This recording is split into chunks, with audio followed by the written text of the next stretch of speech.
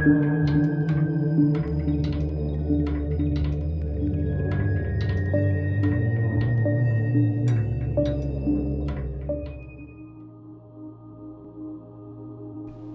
misterius terdengar dari arah bangunan belakang pabrik.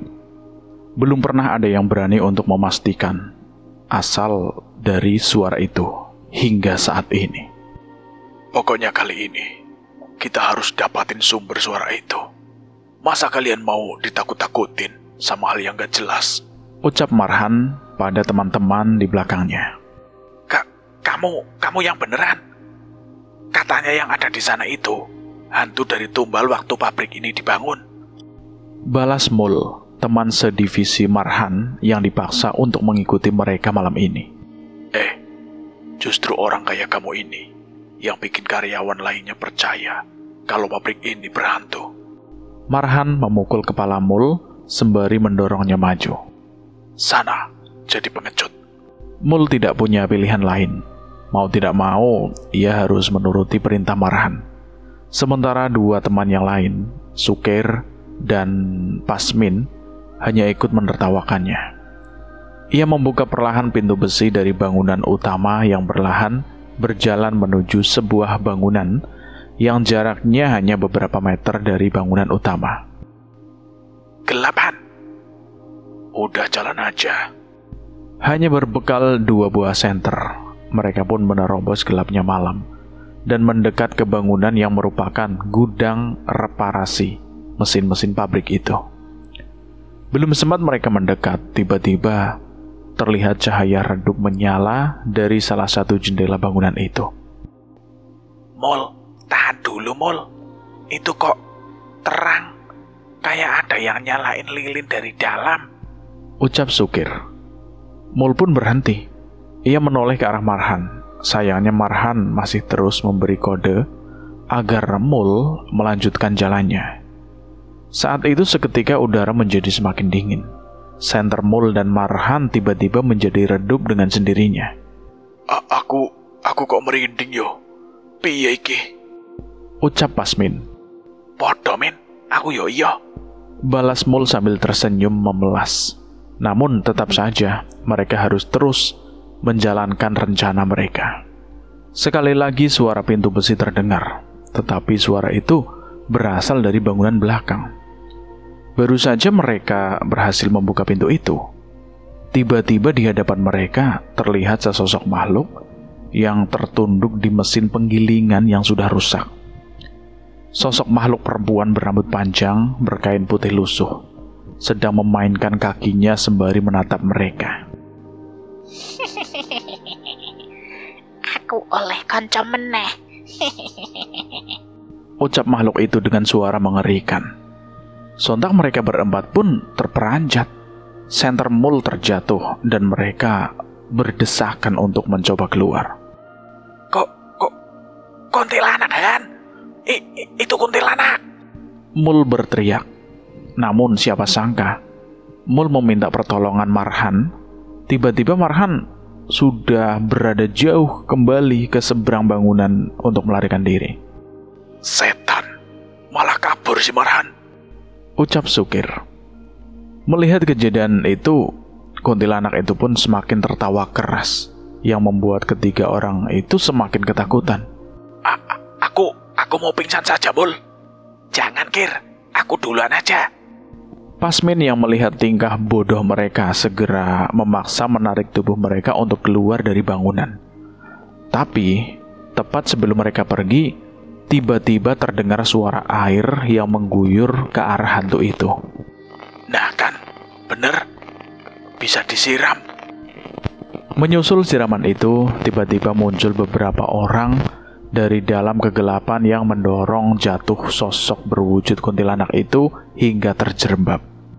Aduh, ojo kasar-kasar toh. Ucap kuntilanak itu. Mendengar perubahan suara kuntilanak itu, tiba-tiba Mul, Sukir, dan Pasmin terhenti. Kok suaranya jadi cowok? Tanya Mul. Ia mengarahkan cahaya lampu senternya ke arah kuntilanak itu dan melihat beberapa karyawan pabrik yang baru saja muncul menyiramkan air dan mendorong kuntilanak itu.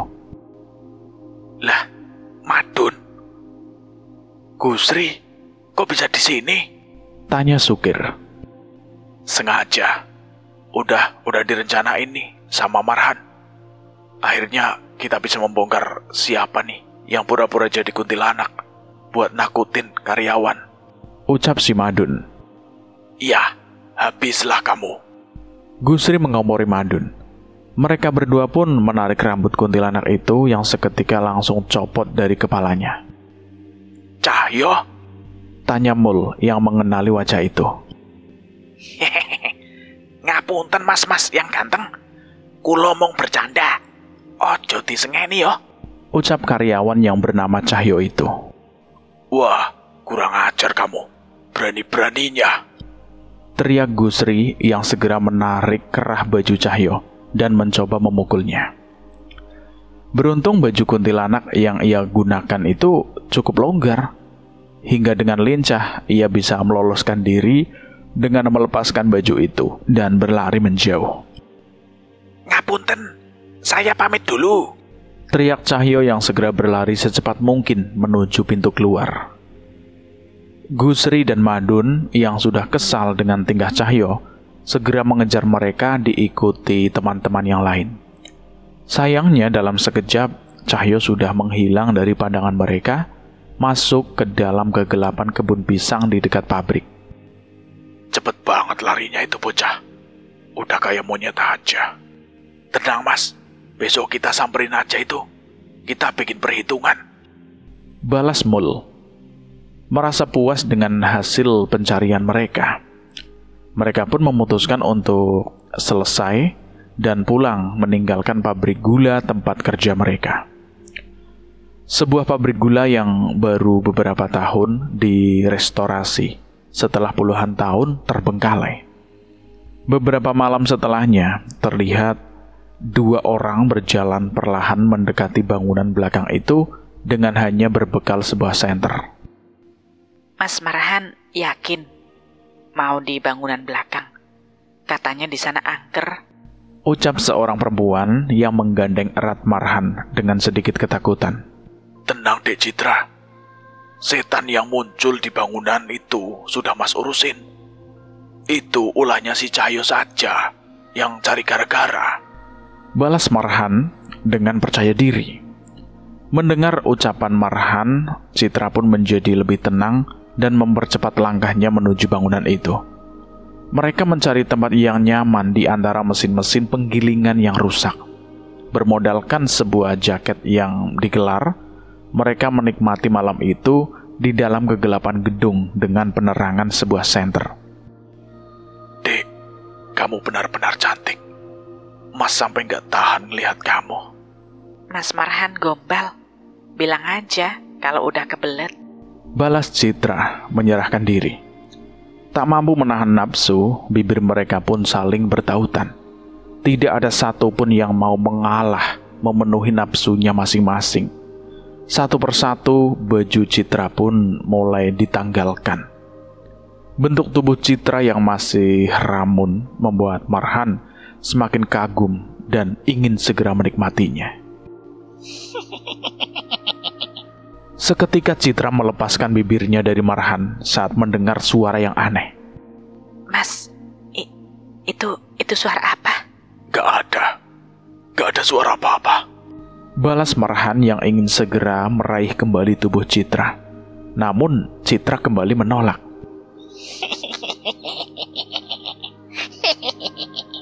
Seketika suara itu kembali terdengar, bersamaan dengan angin-angin yang meniup tengkuk mereka. Brengsek. Belum kapok juga itu bocah. Ucap Marhan yang seketika terlihat kesal. Kenapa mas? Ada orang lain di sini? Tanya Citra yang mulai panik. Hei, bocah brengsek. Keluar kamu. Marhan berteriak. Sayangnya tidak ada suara apapun yang menyahut Marhan. Sebaliknya terdengar suara langkah kaki kecil melewati mereka. Cahyo, keluar kamu. Mendengar teriakan Marhan, tiba-tiba terdengar suara tawa seolah meledeknya. Tak hanya itu, kali ini terdengar suara anak kecil tertawa dari ruangan beberapa hewan. Seketika Marhan tersadar bahwa ini bukan ulah Cahyo. Citra, kita pergi dari sini. Sayangnya terlambat.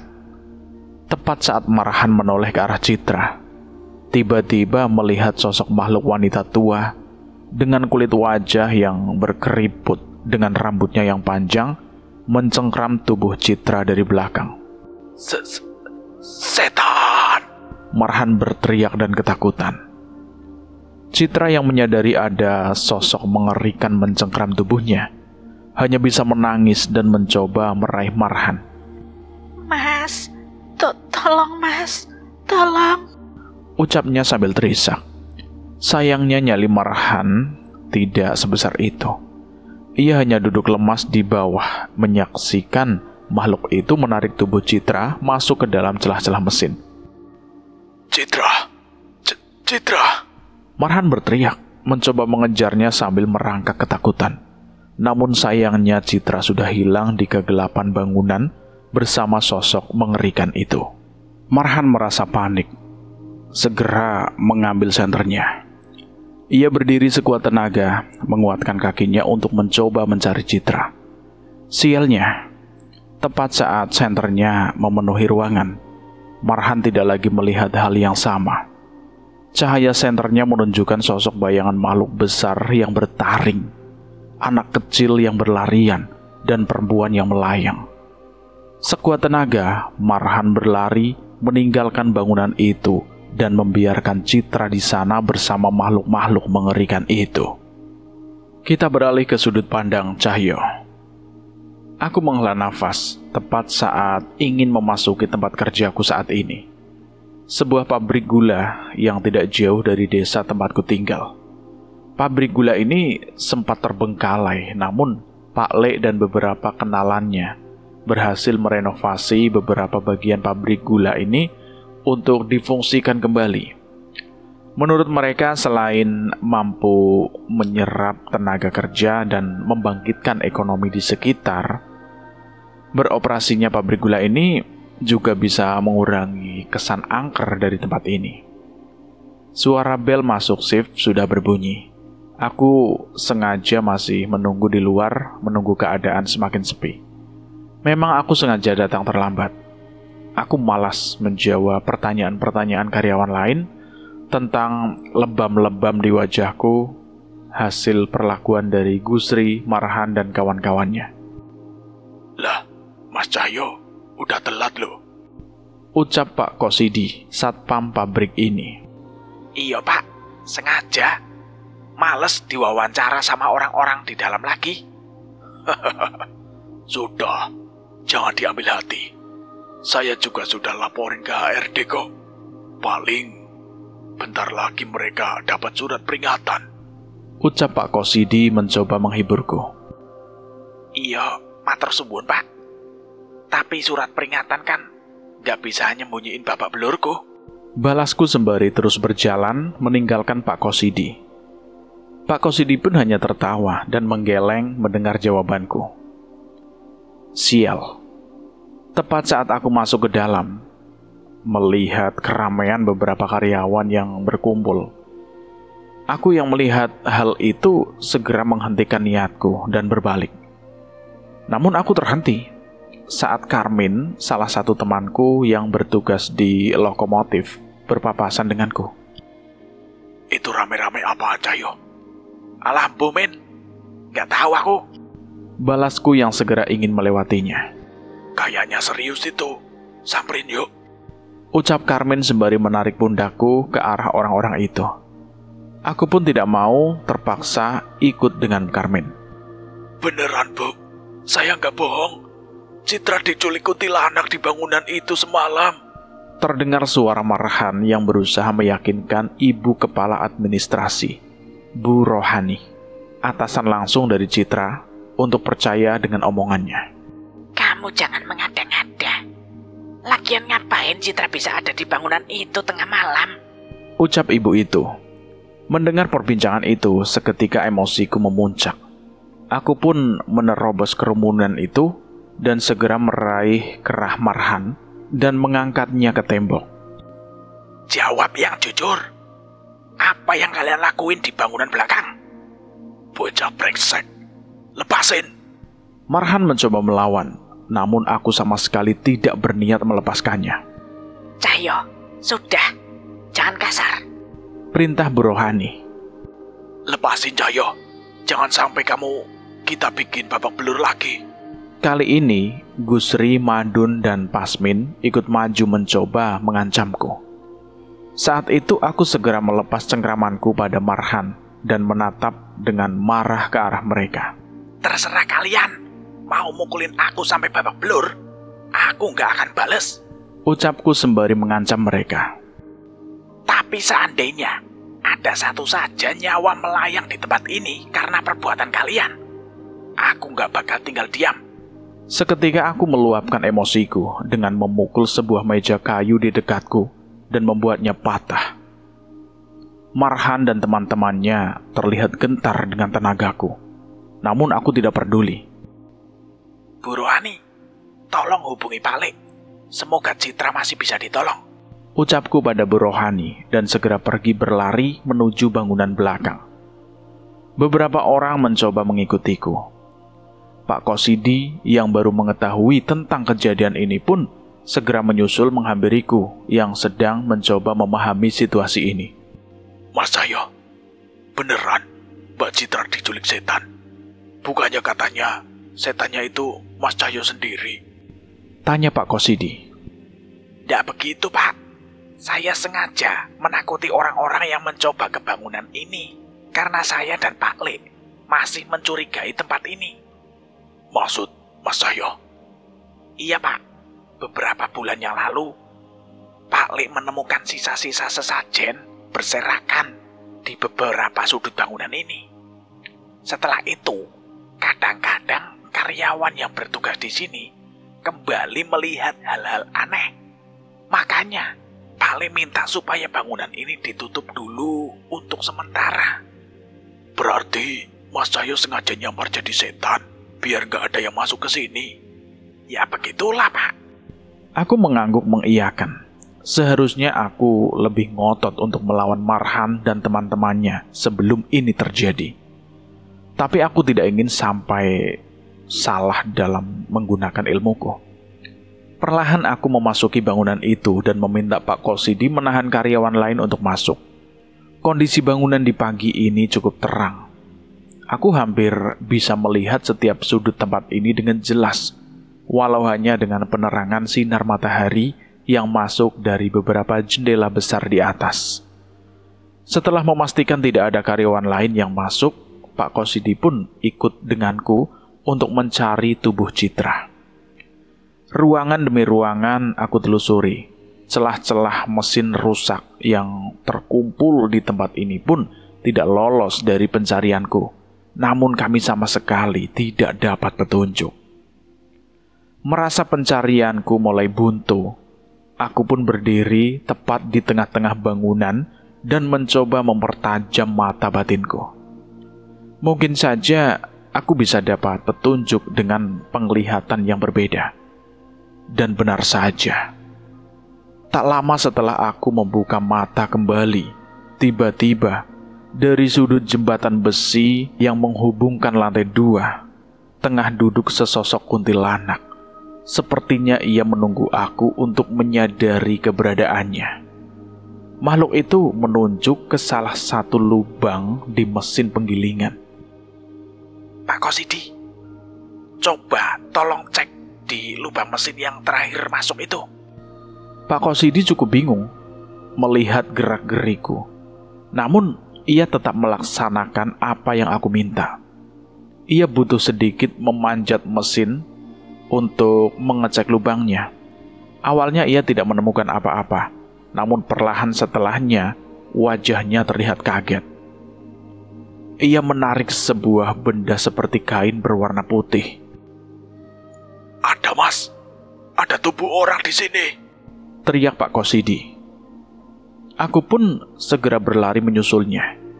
Sesuai ucapan Pak Kosidi, tubuh Citra ada di tempat itu. Anehnya, tubuh Citra sudah terbalut kain kafan dalam bentuk pocong. Citra! Bangun, Citra!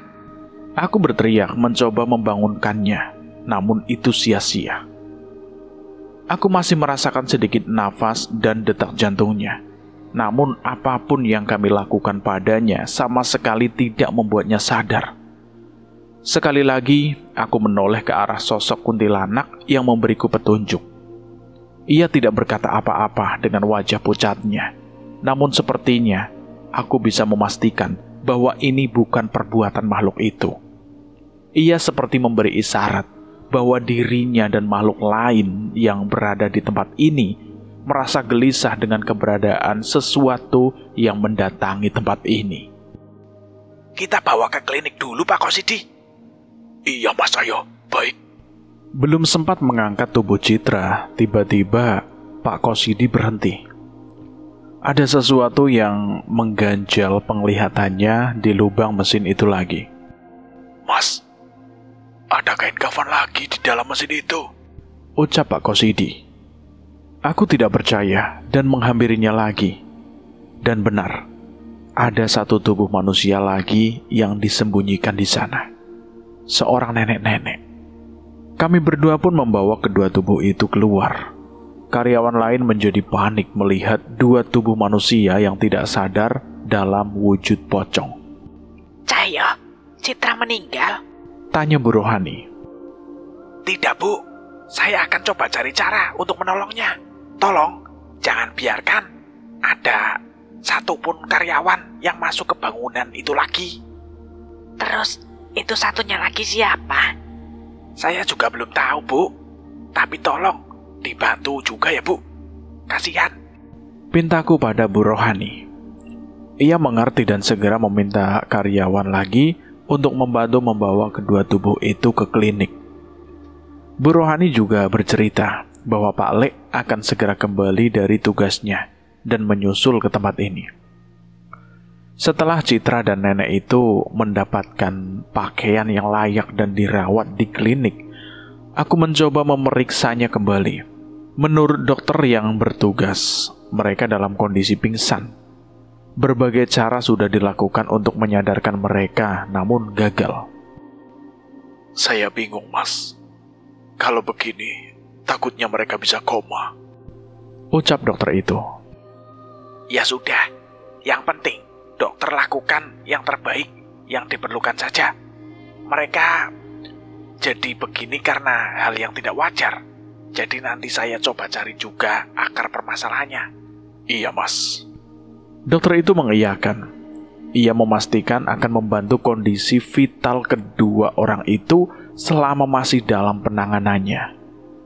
Aku meninggalkan klinik pabrik dan melihat Marhan dan teman-temannya yang penasaran dengan kondisi Citra. Aku pun hanya menatap mata mereka dan menghela nafas, mengingat kelakuan mereka. Cahyo, teriak Marhan memanggilku yang tengah meninggalkan mereka. Citra bagaimana? Marhan terdengar merasa bersalah dengan keadaan Citra saat ini. Sayangnya aku masih kesal dengan perbuatannya. Itu tanggung jawabmu, ucapku sambil meninggalkan mereka dan menyelesaikan pekerjaanku yang belum sempat kusentuh sama sekali hari ini. Tepat saat matahari tenggelam, aku kembali ke pabrik untuk mengecek bangunan belakang. Sayangnya Pak Lek masih belum bisa dihubungi hingga sekarang.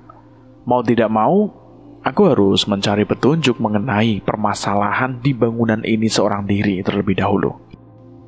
Mas Cahyo, yakin mau ke tempat itu sendirian? Tanya Pak Kosidi yang khawatir dengan tindakanku. Iya, Pak.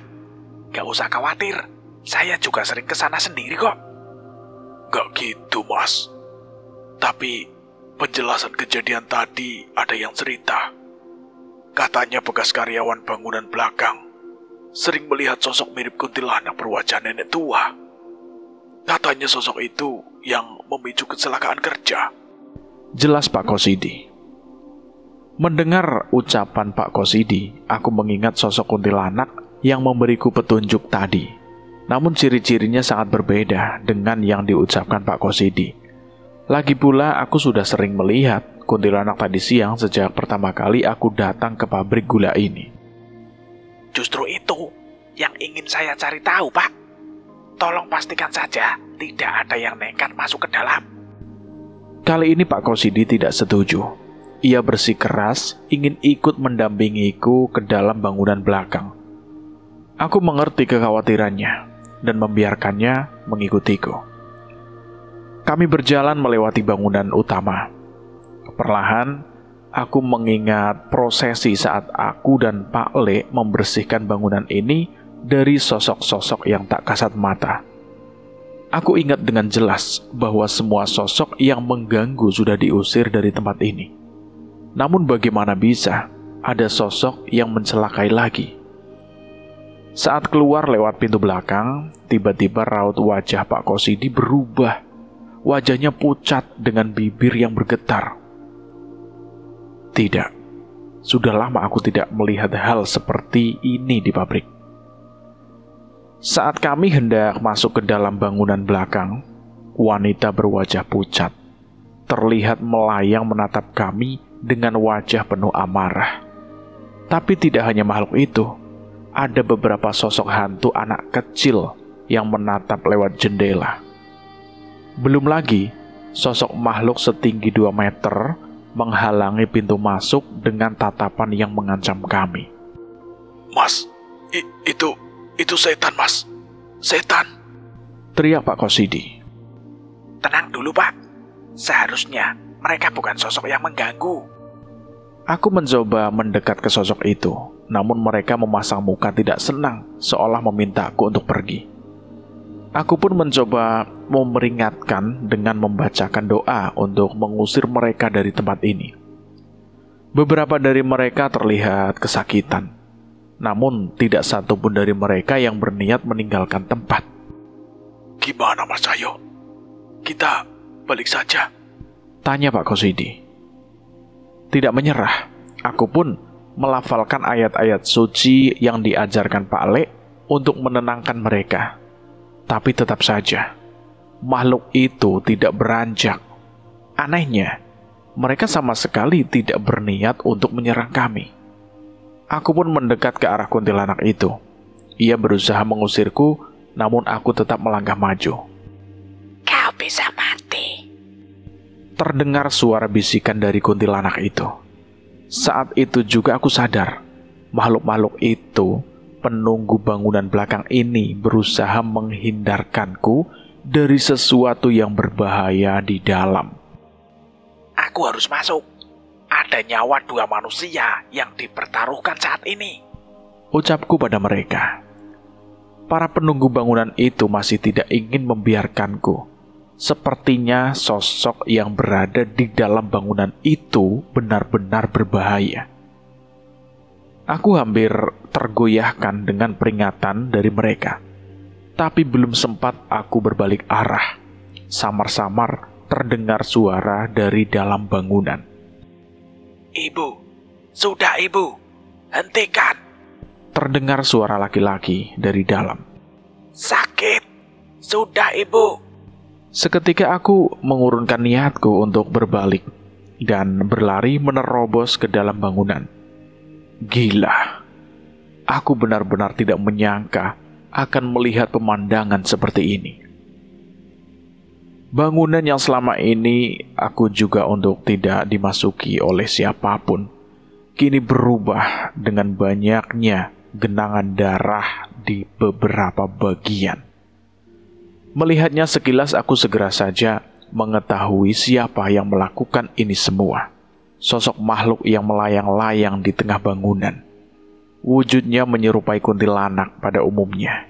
Namun ia berwujud nenek dengan rambut putih yang terurai acak-acakan. Hentikan! Apa yang kamu lakukan? Aku berteriak saat menyadari sosok itu tengah mengangkat seorang anak laki-laki berumur belasan tahun yang wajahnya sudah penuh dengan darah. Sakit. Anak laki-laki itu terus mengeluh entah apa yang tengah terjadi padanya. Melihat kedatanganku, setan nenek itu tertawa terkekeh-kekeh hingga suaranya menggema di seluruh ruangan. Bersamaan dengan itu, terdengar suara makhluk yang mendengung seolah mengucap satu kata secara bersamaan. Pak Kosidi, lari! Makhluk itu tidak sendiri. Perintahku pada Pak Kosidi. Mas, terus Mas Cahyo gimana? Gak usah banyak tanya, pokoknya lari. Perintahku lagi. Beruntung kali ini Pak Kosidi mau mendengar perintahku. Aku menoleh ke arahnya. Sepertinya sebagian sosok penunggu yang menghalangiku tadi mengawasi Pak Kosidi agar bisa pergi dengan selamat. Tepat setelah kepergian Pak Kosidi, tiba-tiba bangunan ini sudah dipenuhi manusia berwajah pucat. Bau bangkai muncul dari setiap wujud yang nampak di tempat ini. Tolong! Anak laki-laki itu kembali memohon. Berbeda dengan makhluk-makhluk penunggu pabrik gula yang lain, makhluk ini tidak cukup hanya aku tenangkan dengan doa-doa dan ayat-ayat suci. Sepertinya mereka terikat dengan sosok yang mengerikan. Tak mau memperpanjang lagi, aku pun membacakan ajian yang diajarkan oleh Pak Le. Sebuah ajian yang mampu membuat kekuatan fisikku bisa bersentuhan dengan sosok-sosok tak kasat mata ini. Tak mungkin aku bertarung dengan sosok sebanyak ini. Tujuan utamaku adalah menyelamatkan anak laki-laki yang ditawan setan nenek itu. Sekuat tenaga, aku melompati rongsokan mesin-mesin di tempat ini dan melemparkan sebuah pukulan pada sosok nenek itu.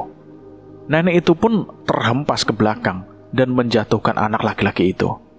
Tapi yang membuat aku heran, nenek itu tetap tertawa terkekeh dengan kejadian itu. Firasatku benar. Tak lama setelah nenek itu terpental, tiba-tiba aku mencium bau busuk. Aku mencari asal bau itu yang ternyata berasal dari lenganku yang sempat bersentuhan dengan nenek itu. Bocah goblok. Melawanku saja, Pak Lemu tidak mampu.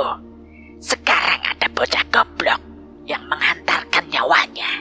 Setan nenek itu mulai berbicara banyak meledekku. Ucapannya bukan gertakan. Jariku benar-benar menghitam, tak bisa digerakkan. Seketika aku merasa ragu untuk menghadapi nenek itu dan memutuskan untuk mencari cara menyelamatkan anak laki-laki itu terlebih dahulu. Ayo, kita pergi dari sini. Ucapku segera menghampiri anak itu. Sialnya, belum sempat mendekat, tiba-tiba wajah nenek itu muncul dari dalam tanah, tepat di samping tubuh anak laki-laki itu. Ini anakku, jangan ikut campur. Ucap nenek itu mencoba mengambil lagi tubuh anak itu. Sempat aku berniat untuk mundur, namun aku tetap memaksa lari ke arah anak itu dan mengangkat tubuhnya. Bocah nyusahin, lebih baik mati saja. Aneh, suara itu terdengar begitu dekat. Aku merasa perasaan yang tidak enak tepat saat mendengarnya.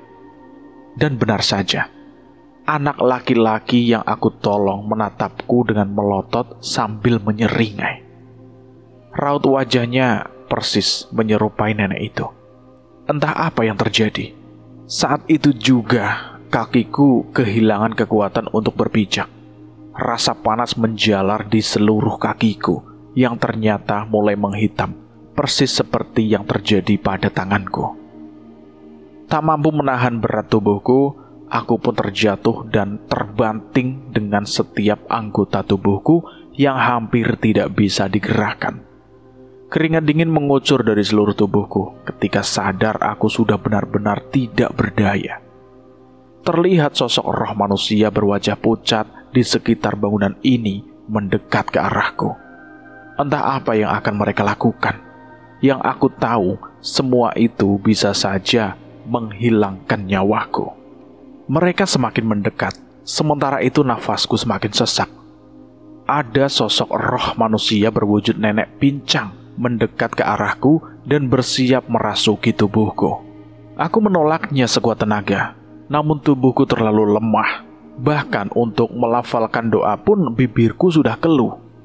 Tepat saat aku mulai bingung dengan keadaan ini, tiba-tiba sosok kakek itu terpental bersamaan dengan suara geraman yang menggema ke seluruh bangunan. Tak hanya mementalkan kakek tua itu, tapi berbagai sosok yang mendekat ke arahku pun menjauh menjaga jarak dengan diriku. Wanasura. Sepertinya sosok itu di dalam diriku kembali terbangun dengan sosok roh kakek yang mengusiknya. Ora usah wedi. Ketek kuwi ra iso apa-apa nek menungsone mati. Ucap nenek itu dari tubuh anak laki-laki yang aku tolong tadi. Sepertinya ia cukup tahu mengenai roh seperti Wanasura.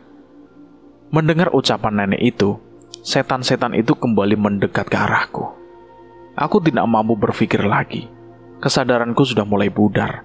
Yang sekarang aku rasakan adalah tubuhku terasa panas dengan hembusan angin yang terasa menenangkan tubuhku. Tunggu, angin. Seharusnya tidak ada angin di tempat ini. Angin itu berhembus semakin kencang, bersamaan dengan terdengarnya langkah kaki seseorang yang sedang berlari. Suara ayat-ayat suci mengalun bersamaan dengan hembusan angin yang memenuhi bangunan ini. Seketika aku sedikit tersenyum mendengarnya. Gembuh rumekso, sebuah ajian yang diturunkan Pak Deku untuk anaknya yang juga sahabatku. Tak ditungguin di rumah bule, malah ketiduran di sini. Ucap seseorang yang tak aku sangka akan hadir di tempat ini. Ia mengambil sebotol air dari tasnya dan membacakan doa. Dengan hati-hati, ia meminumkannya kepadaku hingga perlahan aku mendapatkan kesadaranku kembali. Hati-hati, Danan. Setan itu bukan makhluk biasa. Waktu nyentuh tubuhnya, tanganku jadi menghitam begini nih. Oh, itu kamu salah, ucap Danan. Ia pun berlari meninggalkanku dan menuju anak laki-laki yang dirasuki nenek itu dengan menggenggam sebilah keris. Satu lagi bocah brengsek. Setan nenek itu mengumpat. Kali ini sepertinya ia merasa terancam dengan kedatangan Danan. Danan mencoba menghujamkan kerisnya pada makhluk itu, namun seketika nenek itu keluar dari tubuh anak laki-laki itu dan melayang menjauh darinya. Danan tidak mengejar, ia malah mengarah ke salah satu becekan darah dan mengambil sebuah benda. Ia pun kembali dan menunjukkan benda itu kepadaku. Ini nih, Jul, ilmu santet. Tubuh kamu menghitam di setiap boneka jerami ini tersentuh oleh darah. Apa, Nan? Santet? Sial, aku benar-benar tidak menyangka hal ini. Danan dengan sigapnya membacakan doa untuk memutihkan kembali benda perantara santet itu hingga terbakar. Bersamaan dengan itu, aku pun mendapatkan kembali tenagaku dan mencoba berdiri menghampiri Danan. Gimana, Nan? Bisa kita hadapi? Gak tahu, Jul. Nenek itu bukan setan. Dia dukun yang melepaskan sukmanya. Jadi, tahu kan makhluk itu sesakti apa? Danan menjelaskan. Gila. Melepaskan sukma dan bisa merasuki manusia lain dan mengutuk orang seperti itu. Jelas lawan kami bukan dukun biasa. Kamu hadapi nenek itu, biar aku yang menghadapi roh pengikutnya itu. Gimana? Aku mencoba menawarkan rencana pada Danan. Danan melihat sekeliling. Sepertinya dia juga tidak yakin dengan apa yang akan kami lakukan. Gak semudah itu, Jul. Kamu gak lihat asal genangan darah itu? Tanya Danan padaku. Benar juga. Aku tidak sempat kepikiran dengan apa yang menyebabkan darah ini menggenang di berbagai sudut bangunan. Sial. Tepat saat aku menoleh ke atas, aku mulai sadar dengan sumber darah yang menggenang itu. Sosok mayat yang dipotong tergantung terbalik di langit-langit yang tinggi. Jasad itu meneteskan sisa-sisa darahnya yang sudah mulai habis. Sayangnya, aku tidak bisa mengenali siapa orang yang ditumbalkan itu. Mengetahui kami berdua menyadari keberadaan jasad yang tergantung itu, seketika wajah nenek itu berubah kesal. Sepertinya ada ritual yang belum ia selesaikan.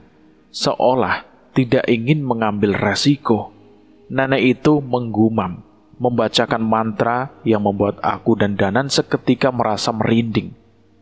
Bersama dengan dikumandangkan mantra itu, seluruh roh manusia di tempat ini berteriak kesakitan, seperti kesetanan, dan saling menyerang satu sama lain. Kami berdua pun tak luput dari serangan-serangan makhluk yang menggila di tempat ini. Sekuat tenaga aku mencoba menghindari semua serangan itu. Entah mengapa, bangunan belakang pabrik gula ini seketika seperti menjadi medan pertempuran. Tanpa sengaja di tengah kericuhan itu, aku melihat beberapa roh yang aku kenali. Ada roh Citra dan nenek yang tubuhnya tadi siang aku temukan di tempat ini. Danan, perempuan dan nenek itu, kamu bisa menolong mereka? Maksudmu, Jul? Yang perempuan karyawan pabrik ini, tadi siang aku selamatkan tubuhnya, tapi ia tidak bisa sadar. Oh, kalau tubuhnya masih hidup, harusnya roh itu masih terikat dengan tubuhnya. Saat itu Danan dengan cepat menerobos kerumunan roh-roh yang menggila itu menuju roh Citra. Aku berusaha sekuat tenaga untuk membukakan jalan untuknya. Ada doa panjang yang dibacakan oleh Danan kepada kedua roh yang aku tunjuk. Roh itu terduduk, kesakitan, namun tak lama sosok roh itu pun menghilang perlahan dari hadapan kami. Nan, gimana? Berdoa saja. Seharusnya sekarang roh itu bisa kembali ke raganya sendiri. Terus, yang lainnya gimana? Ya aku nggak tahulah kondisi mereka. Ada yang jasadnya sudah mati, dan ada yang bersekutu dengan dukun itu.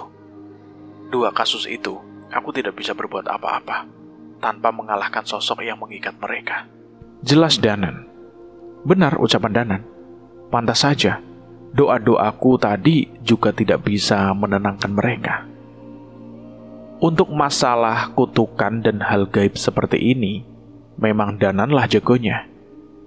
Di tengah perbincangan kami, seketika aku merasakan perasaan yang mengerikan dari setiap sudut bangunan. Kami tahu perasaan itu berasal dari genangan darah tumbal yang digantung itu. Ada yang bangkit. Jadi, nenek itu melakukan ritual pemanggilan. Danan sama sekali tidak menjawab pertanyaanku. Tiba-tiba tubuhnya tertunduk dengan mata yang terpejam. Nan, kamu kenapa, Nan? Aku mencoba memastikan kondisi Danan, namun sama sekali tidak ada respon darinya. Brak! Tanpa kusadari, tiba-tiba ada satu sosok tumbal yang terjatuh ke tanah. Bocah sialan, kamu bisa ilmu ini juga. Hantu nenek itu terlihat kesal dan mendatangi sosok yang melepaskan tumbal itu. Danan! Aku nyaris tidak percaya. Tubuh Danan ada di dekatku, tapi jauh dari pandangan mataku. Danan tengah bertarung dengan setan nenek itu dengan menggenggam keris di tangannya. Ilmu Rogo Sukmo. Aku tak mau kalah. Sementara Danan bertarung melawan nenek itu, aku pun memanggil kekuatan Wanasura untuk memperkuat lompatanku. Wanasura! Dengan sigap aku melompat dari mesin ke mesin menuju langit-langit tempat salah satu tumbal digantung mengenaskan. Aku pun melakukan hal yang sama dengan Danan, menjatuhkan dia dari tempatnya. Setelah itu, aku bersiap melepaskan 3 tumbal lainnya. Semoga saja hal ini bisa membatalkan dukun nenek itu membangkitkan setan-setan yang ia panggil. Panjul, kita keluar. Belum sempat menuju tumbal berikutnya, tiba-tiba Danan sudah kembali ke tubuhnya dengan wajah pucat. Ia seperti khawatir dengan sesuatu. Tapi Nan, 3 tumbal lainnya sudah diterima. Kita tidak sanggup melawan iblis-iblis itu. Benar ucapan Danan. Aku merasakan hawa bahaya yang besar. Aku tidak lagi membantah. Dengan segera, aku menghampiri Danan dan membantunya untuk keluar. Saat itu aku kembali melihat sosok anak laki-laki yang tadi dirasuki oleh ibunya itu. Firasatku mengatakan, aku harus membawa tubuh anak itu. Segera keluar, Jul. Kita tutup semua pintu bangunan ini. Danan berteriak. Sekuat tenaga kami menerobos kericuhan di ruangan itu. Darah yang menggenang sekarang terlihat bergetar, seolah akan muncul sosok mengerikan dari genangan itu. Tepat saat kami keluar, aku meletakkan tubuh anak laki-laki itu di tanah dan membantu Danan menutup seluruh pintu bangunan belakang. Danan mengambil beberapa benda dari tasnya. Kertas-kertas bertuliskan mantra dan ayat suci dan beberapa pasak bambu. Ia memasangnya ke beberapa sudut bangunan yang aku tahu itu adalah cara untuk memasang pagar gaib. Aku membantunya dengan melafalkan doa yang sama untuk memperkuat pagar yang mengelilingi bangunan itu. Apa ini cukup, Nan? Ya nggak tahulah. Besok hari Minggu kan? Seharusnya tidak ada karyawan yang datang, ya kan? Iya, Nan. Semoga saja besok Pak Lek sudah datang. Sekarang kita kembali dulu. Tidak ada lagi yang bisa kita lakukan selain mencoba mengobati korban-korban yang kamu ceritakan tadi. Entah mengapa hal ini, aku melihat Danan menjadi begitu bisa diandalkan. Ia benar-benar bisa mengontrol emosinya dan memperhatikan langkah apa yang paling aman. Iya, Nan. Semoga Pak Lek cepat kembali. Malam itu, aku menggotong anak laki-laki yang kehilangan kesadaran itu ke klinik tempat Citra dan nenek tua itu dirawat. Danan memeriksa mereka juga dan sepertinya ia memastikan bahwa rohnya sudah menemukan jalan untuk kembali ke tubuhnya. Suster, tolong dipantau terus mereka ya. Seharusnya sebelum pagi mereka sudah sadar. Pastikan kebutuhan nutrisi mereka sudah siap agar bisa cepat pulih. Ucap Danan pada perawat. Para perawat yang mendengar ucapan Danan sebenarnya bingung mengapa Danan terlihat sok tahu dengan kondisi pasien. Tapi dengan kondisi Citra yang aneh, mereka pun memilih untuk mempercayai ucapan kami. Kok kamu bisa tiba-tiba datang ke pabrik, Nan? Tanyaku heran sembari berjalan menuju rumah Pak Lek. Aku udah datang dari tadi siang. Seharusnya Senin kan aku sudah kerja di sini. Malah ketemu masalah ginian. Kayaknya hidupmu gak jauh-jauh dari urusan demit, Jul. Gak apa-apa, Nan. Kalau kamu gak datang tadi, gak tahu gimana nasibku. Danan pun menepuk punggungku, seolah menganggap hal tadi bukan hal yang besar. Saat memasuki desa, kami melihat ada sebuah gerobak angkringan dengan lampu yang masih menyala. Kami pun memutuskan untuk berhenti dulu di sana dan menikmati secangkir kopi dan nasi kucing yang menghangatkan perut kami. Perbincangan yang panjang terjadi di tempat itu. Banyak cerita dari Danan mengenai kuliahnya dan ceritaku soal keisengan Pak Lek. Entah berapa lama kami ngobrol di tempat itu, mungkin seandainya angkringan itu tidak tutup, kami akan terus berada di sana hingga matahari terbit kembali. Setidaknya perbincangan ini mampu sedikit menenangkan perasaan kami sebelum besok menghadapi permasalahan yang membuat kami begitu khawatir. Cerita ini bersambung dulu sampai di sini dan saya akan melanjutkan ceritanya lagi di part berikutnya.